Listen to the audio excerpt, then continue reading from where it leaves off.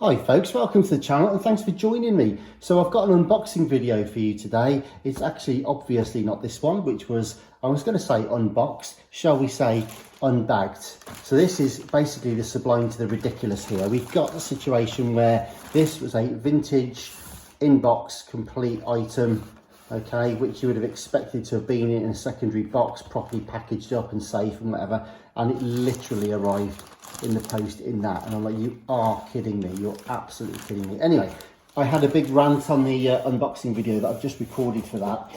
I don't know if I'll put that out yet actually, but my girlfriend thinks these are highly entertaining and amusing, so do let me know if you'd like to see maybe some of these slightly off-kilter comments that I make and some of the rants and tears that I have when things don't go well. But anyway, back to this one. This one is the complete opposite. It's a massive, heavy looking box. It's in beautiful condition.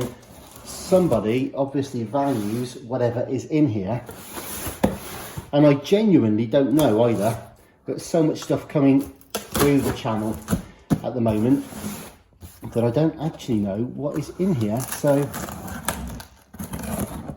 I'm just gonna open this up and we'll take a look.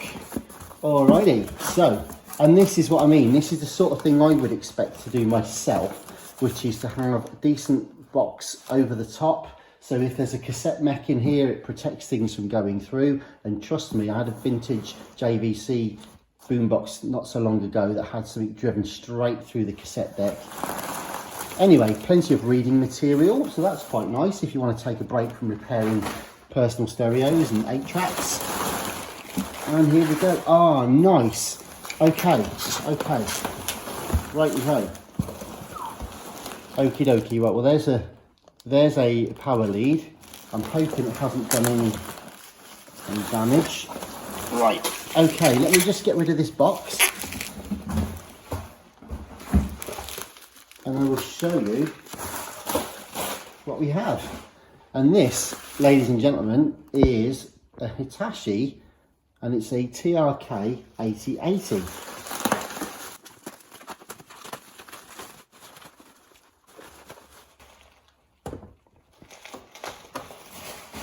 And I recognise that straight away because I've spent the best part of the last week working on one of these, and it's a beautiful unit, proper nice unit from Hitachi here. It really is. These are gorgeous looking things. Proper solid looking, really nice, and yeah, they sound great, or at least they should sound great. I don't know how much of this one works. I've genuinely bought it for spares or repair. Now, it looks in pretty good condition, I think. The battery contacts look okay. One of the aerials is broken, but it's actually snapped at the top. I think it should still be okay, so we can replace the actual antenna, I think. This one's also bent. It may or may not be salvageable, but if not, we'll get another one for that too. Okay, a few little scratches and paint splashes on there, but overall, not in too bad condition, to be honest. Let's see if anything works. Now, this has an air-damped mechanism on the cassette door. It's a proper quirky thing. Like I say, I'm in the middle of actually recording a restoration video on one of these at the moment, and it's an amazing little spinning, it's like a weather vane, like a metal vane that actually turns. Let's see if this one works. And there it is. That you can hear is actually a little metal vane spinning around like an air damped cushion thing. It's quite something. Anyways, so that's that. Now, as I say, I've got one in progress at the moment, which I can't wait to share with you guys on the channel. It's basically been recapped. I think I've replaced 62 capacitors in it. I've cleaned the heads, changed the belt, I have demagged the head, all sorts of stuff, and it's absolutely stunning. It's almost ready, so I'm looking forward to sharing that with you guys. But there is a slight dullness on the head on that one, and actually, that reminds me, just while I'm here, that was the main reason I bought, and I can't quite see, but that was the main reason I bought this unit actually, is because I'm hoping I might even be able to pinch the head off of this one. But in any event, here we go. So let's see if we can plug it in. Well, it came with a power lead, didn't it? So let's try that one a minute. Now there is a mains switch as well, so I'm just gonna plug this in here. Hang on. Yeah, it's not a very good engagement, to be honest, but I'm going to turn the master power switch, volume down first, and switch on. Okay, the power light's on, which is a start, and we'll go to radio. Okay, good. So let's try that aerial. Even though it's rather bent, let's see what we can get. FM, and we'll go to stereo. Okay, good. You can see the light on there, so the stereo multiplexing and everything is working, so that's good. The other wavelengths probably will or could work, I think. I think we'll be all right with that, to be honest. We can certainly make those work by giving everything a good clean later. All right, so in terms of the cassette mech then, which I believe does not work, we'll just open that up, and I'm just going to press play here now. All right, it should work in theory. I can hear the motor. We'll have a listen. And again. All right, so before I recapped it, I replaced the belts. I'm trying to think how many there were, but I just remember being turned to absolute goo and being just all over the place. So that one might have suffered the same fate after all this time.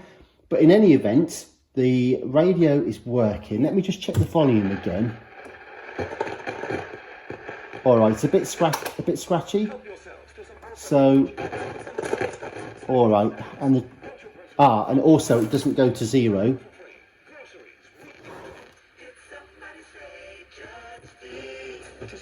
Doesn't go to 0.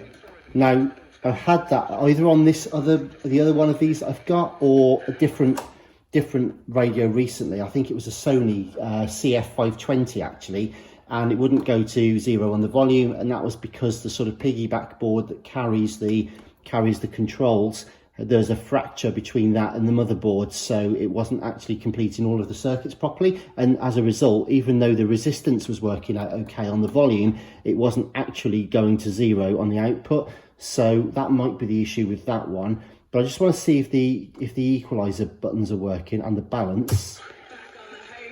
So that's left. And that's right. Bass is working. Treble, possibly. Hard to tell.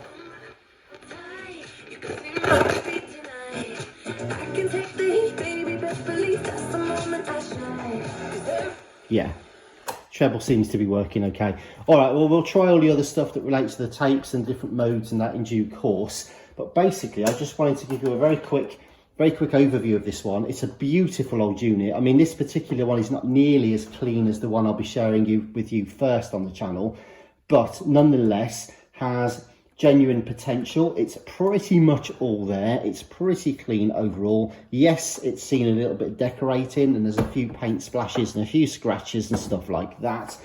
But I've got to say, it's actually a pretty tidy bit of kit, and I think we're going to be all right with it. But anyway, that's the Hitachi TRK-8080E. Like I say, do stay tuned. Please subscribe if not already, and hit the bell for updates, because I've got one of these that I've given a proper clean. It's absolutely looks like new. Honestly, it really does. It's mint. It's had new belts. It's been completely and utterly recapped. Everything. So yeah, it's just gorgeous. So I'll be sharing that on the channel real soon. But anyway, that's all I've got for you today on this one. Like I say, if you want to hear any of my rant and tear videos about the absolutely hideous packaging that some of these vintage items do turn up in, do please let me know in the comments, because at the moment I'm not sure whether you want to hear my moaning or not, but it might be entertaining at some point. But there we go. Anyway, listen guys, stay safe, take care, and I'll see you soon. Bye bye for now.